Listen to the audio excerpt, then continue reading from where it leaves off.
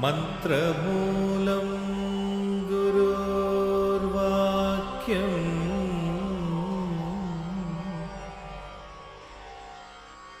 Mokshamulam Gurur Kripa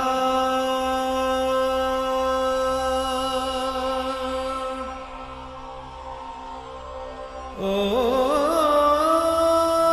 Shri Gurave Namaha.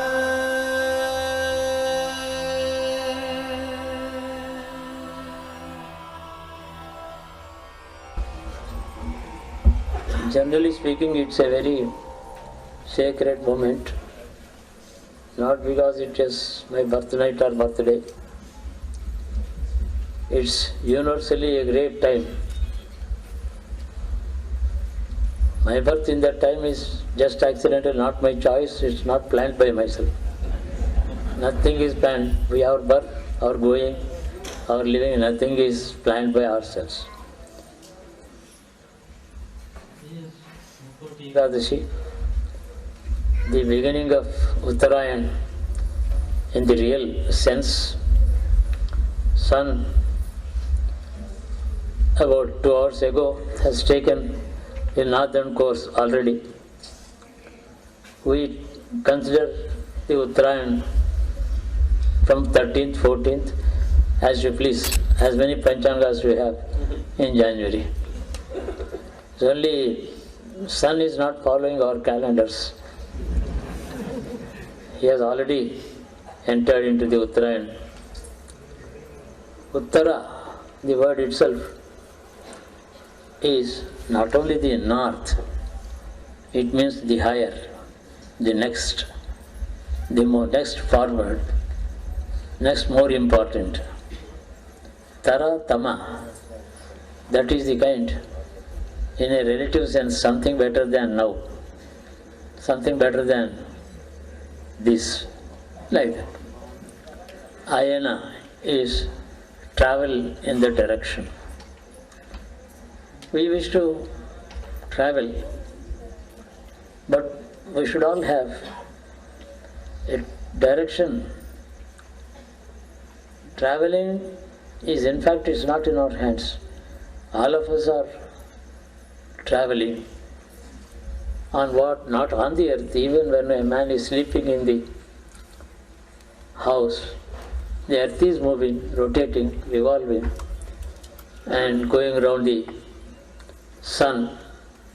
It is making Surya Pradakshinam once in a year, and the sun is running fast at the speed of about 50 miles per second. That is the speed with which then who is not moving, who is not traveling.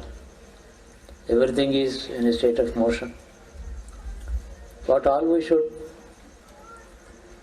think, individually speaking, we should feel that we have been traveling enough, repeatedly coming again and again on this earth, without any worthwhile results perhaps. Let my journey be completed. Let the universe complete. Its journey will never be complete. It is very nearly, it goes on. My journey in this running Srishti, that should be over, that should be completed. That's all of us should really wish that is stopped. This kind of a puja or offering, a worship, is always directed to that one reality. A puja offered to an unreal physical entity, it leads to nowhere. Worship is worthy when it is offered to what is permanent and what is immanent. The passing unreality is imminent. The immanent is the reality. That is always whatever pervades all over. Whatever be the goal of this moving universe, that should be the goal that should receive the worship.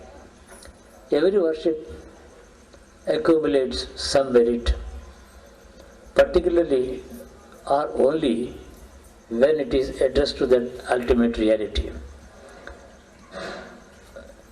इसीलिए कहते हैं सर्वदेव नमस्कारम Keshavam प्रतिगच्छति. I would say, sir, not Sarvadeva Namaskaram, Sarva Namaskaram. Anybody saying pranam to anybody would only reach Mahavishnu, the God. Because how? There is a God in the man who is saying pranam, there is a God in the man who is receiving it, to whom it is addressed, seemingly addressed to the individual. So in that sense, this worship should give us such a result that we should not have to ask for anything again and again, more and more. There should be a cessation of all desires.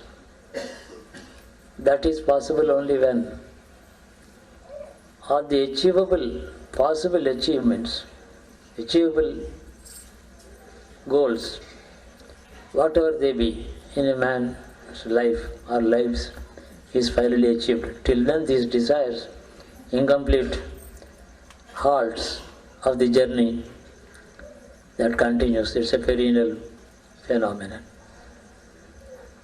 This is a great time when even a moment's meditation or worship or prayer can yield great results, which is why the effect of the prayer depends on the moment and the force, the truth to which it is addressed. There are two things. Third thing is this real sincerity in praying. The sincerity in prayer should be just this: my honest belief and self-assurance that his prayers shall be answered. The prayer should never be addressed with a doubt. In fact, any doubt is ignorance, a wastage of all actions, and it shows the instability in the subconscious level. It is just like somebody offering a prayer to the God: "Oh God, if there is a God, save my soul if there is a soul." What can he achieve? What can he get out of this? In fact, we should never have any doubt about it. I am seeking something from the Almighty. Who is responsible for the whole universe moving? In what direction, where, I do not know. But my coming is not in my hands. I have come here. I may go, I do not know when. Why I have come here, I do not know. But enough, the elders have given us a tradition of prayer to the God in our Hindu Dharma, let me say, or for that matter any other religion you may mention. Prayer is addressed to the God, the Creator, they call Him. The Master, somebody call Him. The Maker of destiny, somebody says. The Protector, somebody says. Any description, any kind of epithets, any number of epithets, hold good in this case. With this description of that Almighty, why should we have any kind of a doubt whether my prayers are going to be answered? There should be no doubt at all. Look at the whole world around us. Is there absolute happiness anywhere? No. Is there absolute sorrow only anywhere? Even that is not there. Due to the Mishra karma of the human being, a mixed karma, Mishra is mixed karma of the past, man has enough of suffering, enough of happiness also. The fleeting happiness, like the lightning, makes us expect to come again and again, waiting in the darkness all the time. We keep waiting in the darkness, waiting for a lightning. It is just a fleeting moment. You can't even hold on to it beyond the time of a batting of an eyelid. These things are very clear. We have to realize these things. And for this reason, neither there is enough reason to celebrate 80 years or 180 years, nor there is enough reason to feel depressed about having lived 80 years. It's not in our control, it is not at our beck and call. We are, as we all know, we are creatures living through the results of our karma, most of the time helplessly. But this situation can be certainly improved. We can tide over this kind of a meaningless existence by applying our mind, our subconscious level up to that depth, to that Almighty. Make my life, make my time, make my present and future meaningful. That is the correct word. Whether you call it moksha or happiness in heavens, or very long life with all happiness and pleasures on this very material earth, all that is not necessary to go on describing. Let there be some meaning for my existence. That meaning, whatever the word means to him, will be applicable to you. How he thinks your word is to be taken, he knows that he will give you what is exactly needed to you, for you. So, without even defining the meaning of the words that you use, leave even the meaning of the words that you use to him. That is exactly what is meant by surrender. Surrender is not expectation of the results for praise. We pray for this or that. It may sometimes yield the good results that we expect, we desire, sometimes not. All results of prayers, denial also is a result of the prayer. Granting is another form of result of the prayer. What you ask for is denied, what you ask for is given. Both ways, he is the doer, he is the responsible force. Somebody says, I have been praying, God has not listened. That is wrong. God has listened to you and decided not to give you. It is his decision. Any decision of the God must be definitely good for you. Therefore, even not giving you what you have asked for, having received your application, he has decided not to give you, which is your fortune. Not getting exactly whatever we have asked for is another grace, kindness, protection. It is his mercy that he has not given it to us. He knows what exactly is good for the individual inside you. The rest of it, what is good for your body, good for your mind, good for your senses, good for your family, household, and these things, all of them need not necessarily be. So there is a vertical division of the divine forces.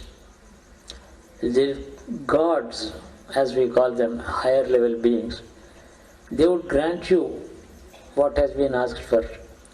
But most of the results are related to your material being, emotional being, intellectual being, your associated being, your associations. To them, whatever you ask for, that they are given. That is exactly what the Rakshasas got from the divinity. They looked at the divinity as one of the many forms, or one among the many forms. They did not apply to the totality of that entity which is called God.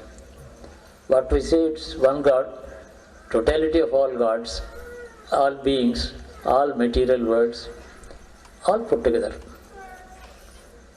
They did not apply. Therefore, they never approached the God at all. They approached only Rudra against Vishnu. They approached Vishnu against Rudra. They approached Brahma against Shiva. So when did they approach the God at all? So certainly they got whatever they wanted, resulting in only the self-destruction and evil suffering to the entire community around.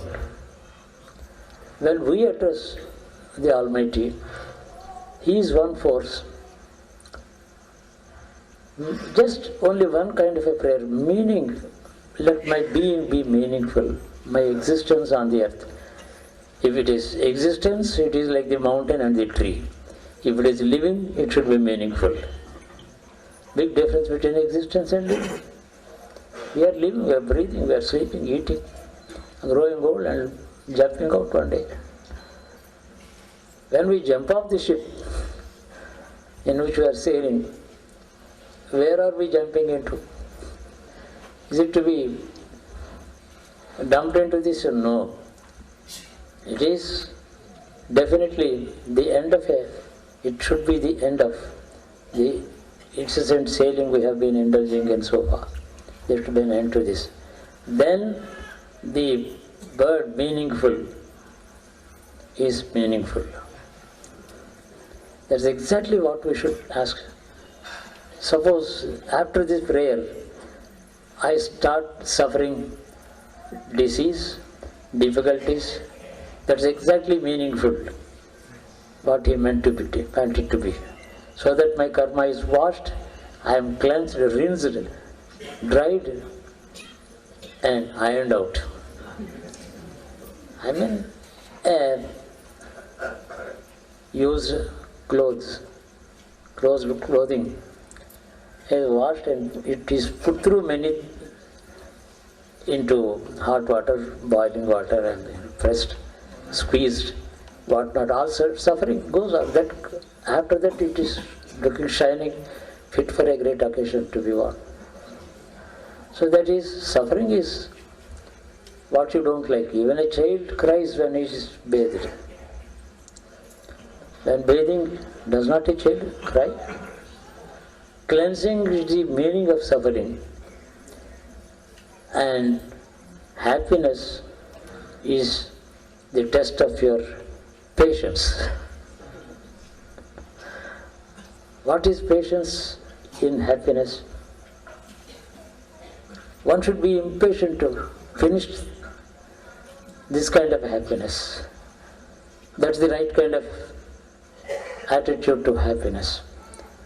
The reason is, all happiness is fleeting. One day it is going to end up in something like the sunset leads to darkness. And if that is the case, let it be immediately done. That is the correct attitude. Happiness is leading us into a kind of remissness. You are not alert, you are not thinking about anything serious. It is lulling you. It's a lullaby. Man is put to sleep, where there is no progress. So once I pray to the God that let my being living from this minute be meaningful. Next day some trouble starts. That is the meaning of it. And He started cleaning me. He is not leaving me to my destiny. If I don't approach God, what is the difference that it makes? In another man who doesn't recognize that is a God. And God is prepared to recognize his opinion about him. He is not trained, he is not forcing his presence into his mind. Then what is happening to him? What is the difference between the people who pray and who don't believe? If you don't think of God, you are following your destiny. Think of God, your destiny has entered into a contract with an additional new, more powerful force than all your karma put together. That is a million, trillion times more powerful than all your past karma put together. So that is the kind of relation that washes off your past karma, puts you on the real track and making your existence or your living meaningful. Otherwise, we exist like the trees, the rocks. There is life inside the atom, and a combination of molecules doesn't seem to be living. Life is hidden in the fundamental unit. In the togetherness, apparently there is no life. Similarly, all humanity put together is a kind of a moving single entity without any individual meaning, man to man, animal to animal, tree to tree. No individual meaning is there. So in the cosmic economy, in the economy of the creation itself, we are not really something that matters. But we do matter for ourselves, to ourselves. We are important to ourselves. Every man, I am important for myself.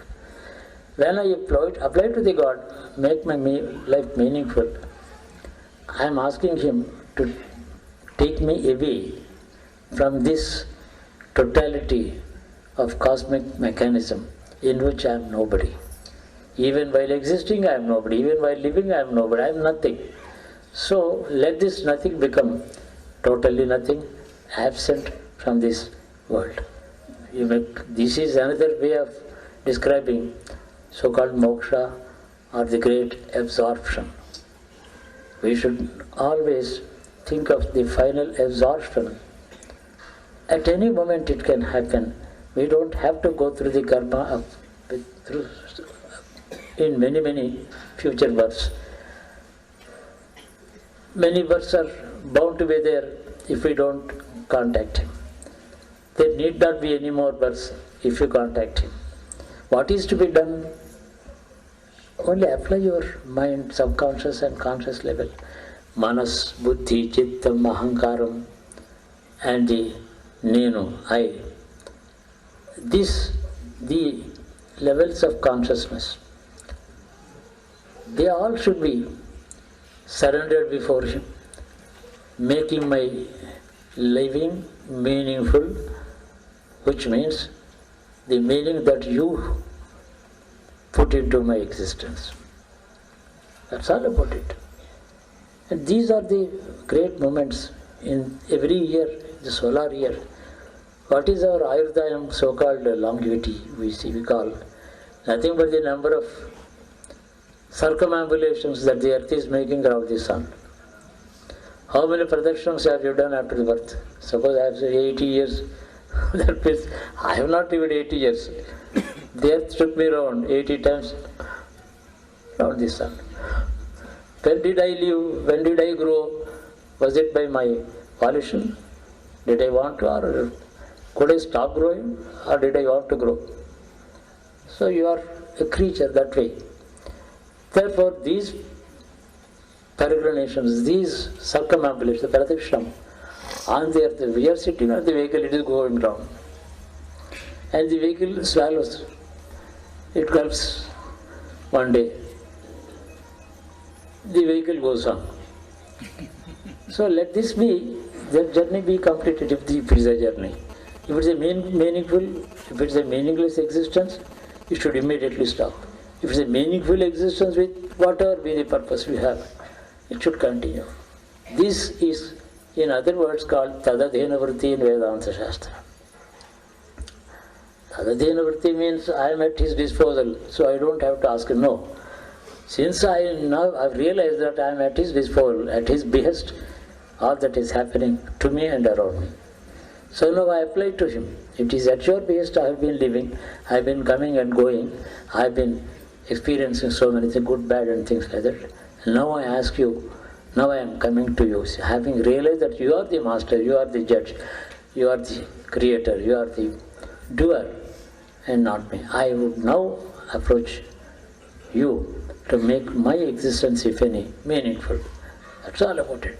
Sardhaka Jivanam. Sardhaka Jivanam means meaningful. There's anything else is vegetable existence. We say someone is lying in the bed for 2.5 years. Now, it's just a vegetable. No, all of us are like that. Not necessarily the sick man in the bed. His mind is working, his subconscious is working if he is mentally absent in his body. Even when they are all working, we are leading a vegetable existence. This is of no use. It has to be ended. Not by any other external help, by an application to the internal reality inside you, which is pervasive. Like the energy inside the atom, seemingly absent between the molecules, but always, all over, all the time. That's only one reality. So, you call it any names, Ekam Sattva, Prabhu, and so many, start quoting the Upanishads, it can go on.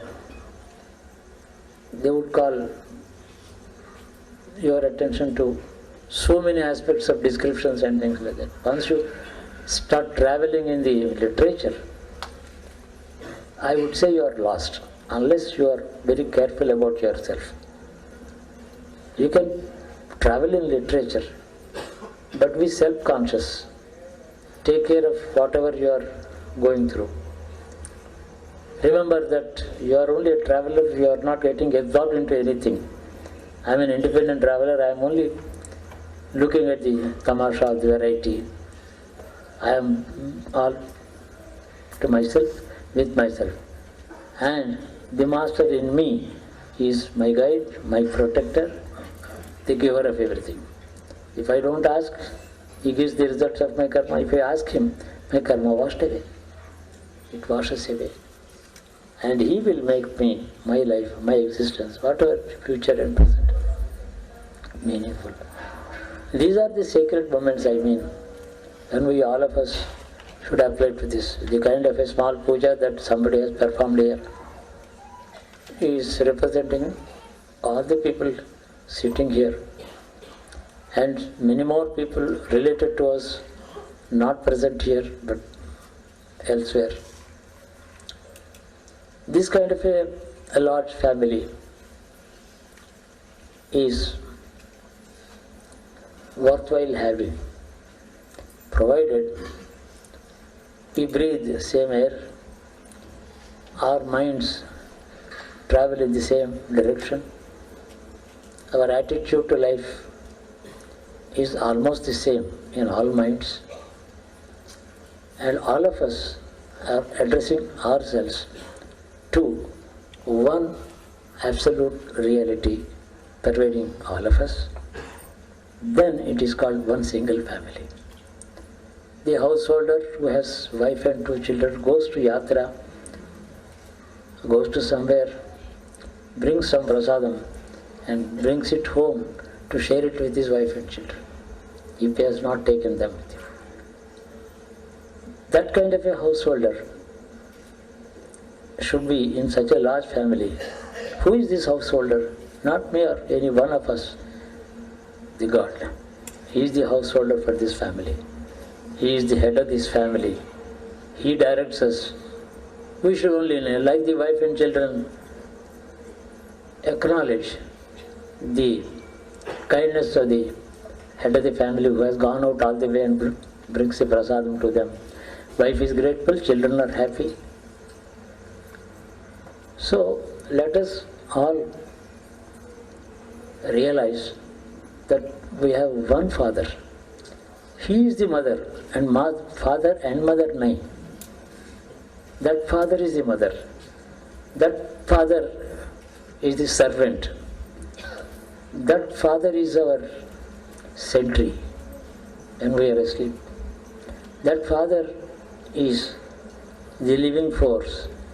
He is the presiding force over our thoughts and experiences, happiness or otherwise. So this way, a large family becomes one single unit. It's easy for him to dispose of. All of us can certainly hope to be blessed as one single unit, not as a pack of individuals with different karma and different things. He has a good future, he has a bad future. No, there is nothing like that. All put together. In fact, a million members of such a family, if at all, are there. It's not a great entity. It's not anything that of any size. It is much less than an atom before the Lord. So remember the great happiness that we all desire, we can get when we are part of a large family with unidirectional goal, traveling together on one single ticket, in single vehicle, in a single journey. They call it combined tickets or what. One ticket is enough for all because of a family ticket. You can have. What I always feel is, how can I keep praying, I do my puja all the time.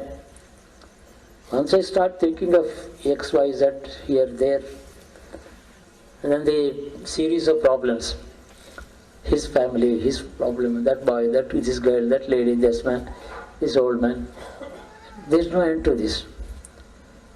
My attitude in my prayers, my daily puja is, Lord, Father, dear Father, come Mother, dear Father, come Mother, come Servant, dear Father, come Mother, come Servant, come Master, take care of this great unity in which I am a small speck. I am part of it. That makes my task easy, and amount of satisfaction, a kind of a cool, like Purnima moonlight on a summer night, a kind of a cool breeze that we enjoy in the night, that kind of a coolness is experienced inside me. Here is another human being telling you his experience. Which is why when somebody reports so-and-so is not well, he will be all right. It's not me that I am saying it. Who am I to say this? Because where I am sitting, before whom I am sitting, with whom I have placed myself, at whose feet I have placed myself, makes me eligible to say this. Not on my capacity, it is zero. I am nobody. But be placed like the secretary to the top person. He says on the behalf of the boss, he sometimes says certain things. More often than not, they are quite true because he knows the mind of the boss. It happens like that. So let us be devoted unilaterally and not different moods, depressions or anxiety or expectations, fears, disappointments. Not necessarily. If there is an appointment, there can be disappointment. Let us not expect anything. Tadadhina vritti, as I said, at his behest everything is happening.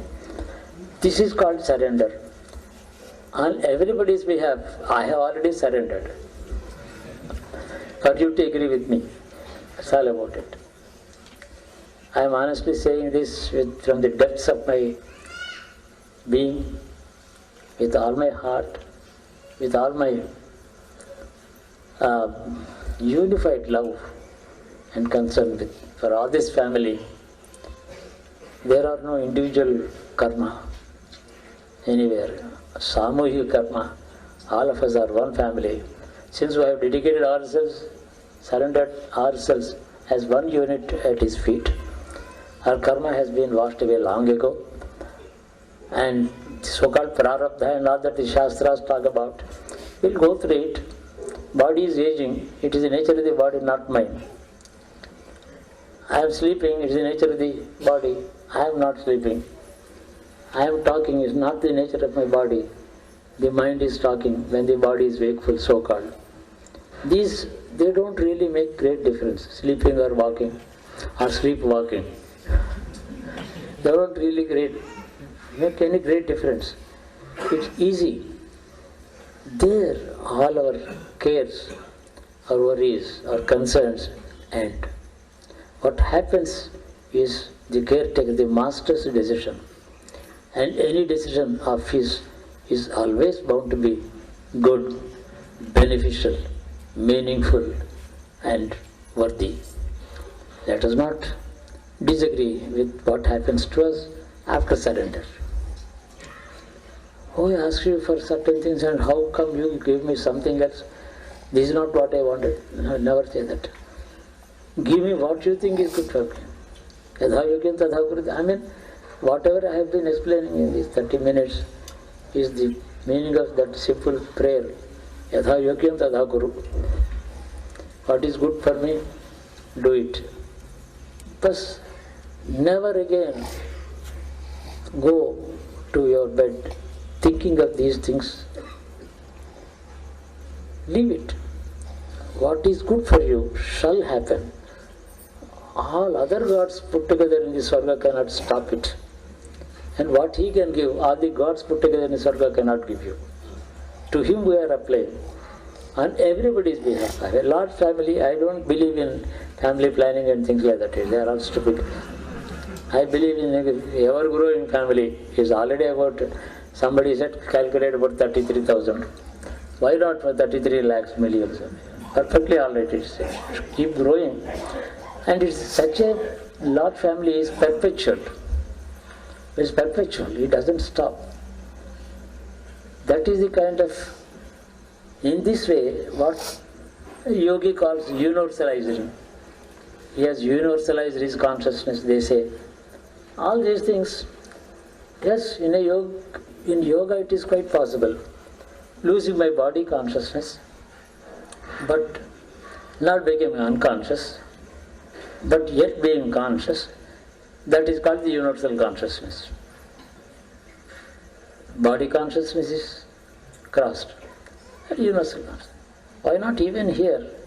A group of persons, 1 million people put together, can become universal conscious.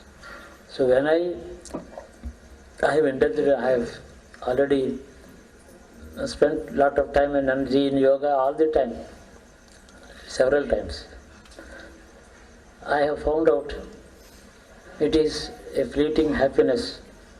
What happens after the yoga samadhi, when we come out, the so-called enjoyment is the memory of it. It's all about it. It is a reality. Because we are fully aware about what is happening. Even while walking on the road, carefully avoiding a stone or a pit. What happened to the consciousness? It is stone conscious, road conscious, traffic conscious. Down to earth again. So that kind of,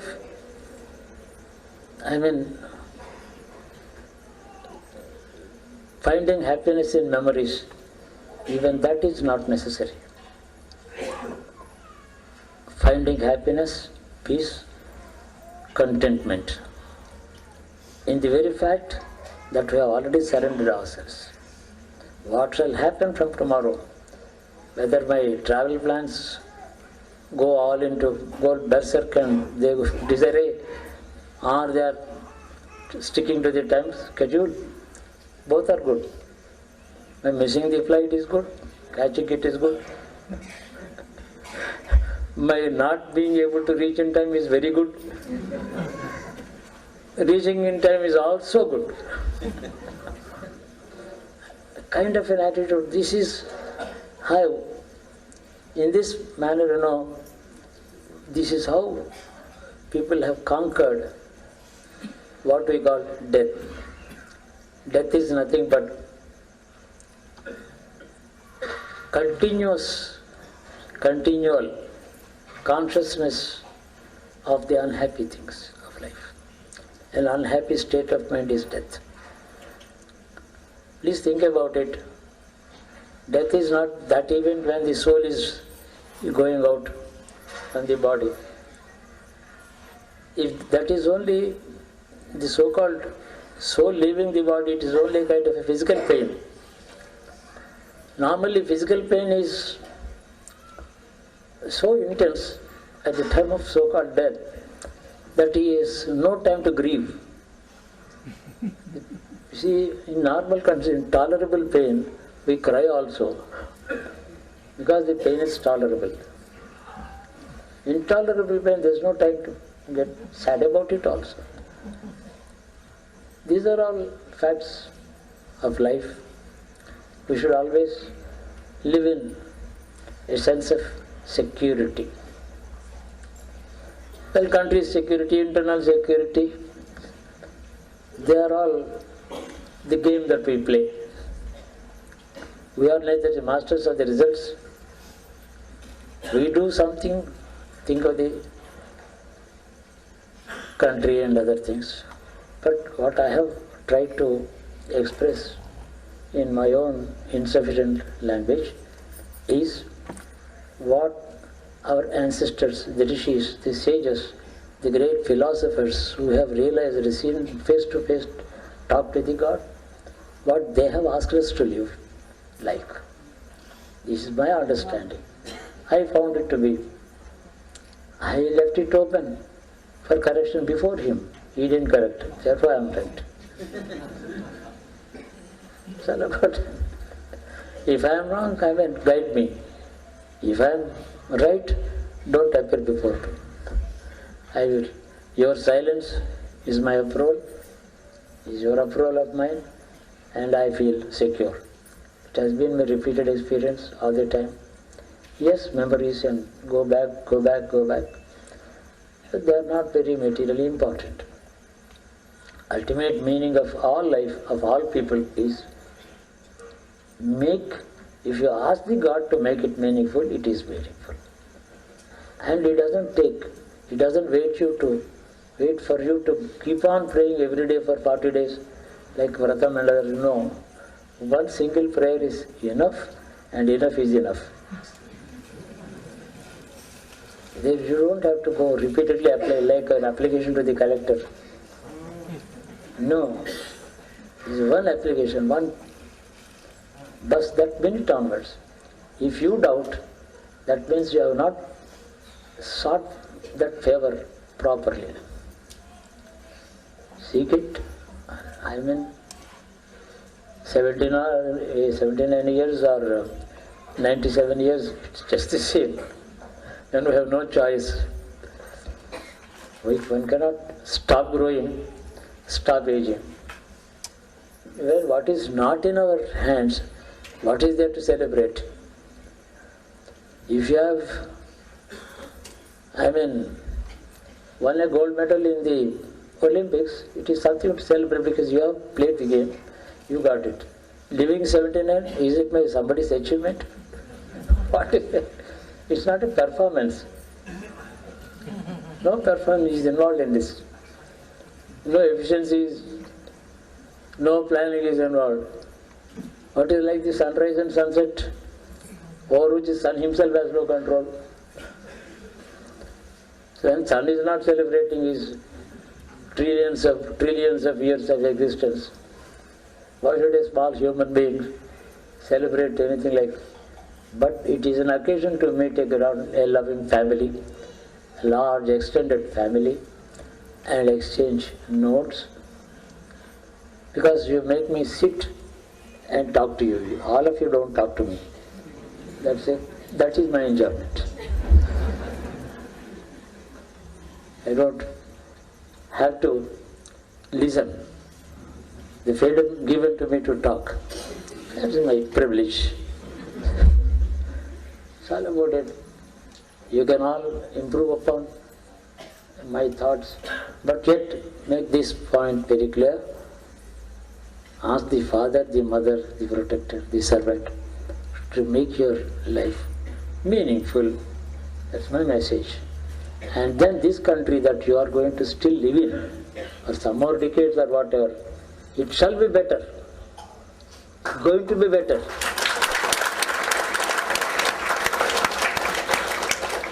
The very prayer asking the God to make your living meaningful, it includes the well-being of your country and society.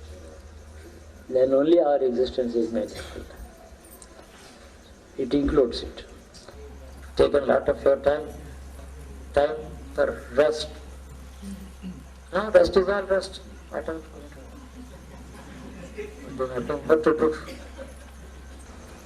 When we want this country to be really having a meaningful existence in the economy of the world, we will do what is proper. But stick to the ancient values. They are values, forever values, eternal values. They don't need amendments. They are not changing theories like the sciences. They are evolved, not evolving. So we'll remember the words of our great men of the past and then follow. Let them guide us. The rishis, whether Vishwamitra or Vasishta, they are not dead. Physically they have left their bodies on the earth, but along with the body they have left behind them a great wealth of their tapas as our wealth on the earth for us. But they are there. The Brahmandas, the structure of the universe, according to our Siddhanta, is their abode is below that of Brahma. That is why we say Brahmanebhyo Bhirugyata Gacchide Vidhaskam. When you invoke Gayatri, Gayatri comes from Brahmaloka to us, but at the behest of these Brahmanas. Brahmanebhyo Bhirugyata, the rishis, below the Brahmaloka. That is what it means. I think I am clear. So they are our caretakers, well-wishers, they are forever totally knowledgeable. We'll try to follow as much as we understand and as much as we can. With this fundamental prayer, then you get a kind of an efficiency which you have never thought of in your life. There are no miracles. Our existence itself is, without our own knowledge, is itself a miracle. Without knowing where and from to where, is that not a miracle? Sunrise is a miracle, sunset is a miracle. There need not be any kind of silly small miracles anywhere in our life. Let us not look forward to that. Shubham Bhuyat. Sahana Votu, Sahana Bharattu, Savyajam Garavavahi, Tejasvinavadhisamastu, Mavidvishavahi. Sahana Bharattu, let us eat together. What does it mean? Not this kind of a dinner that our cooks have made. Our karma. Our karma, the results of our karma should be shared equally. His bad karma, I will share. My good karma, if any, he will share. Sadhana Bharattu. That is what it means. Avasya Anubhoktam Swayam Karma Subhasana. That is Bhoktam. Bhoktavyam. With this universal meaning, let us chant these words occasionally. Subham Bhuya, Subham Bhuya, Shiva.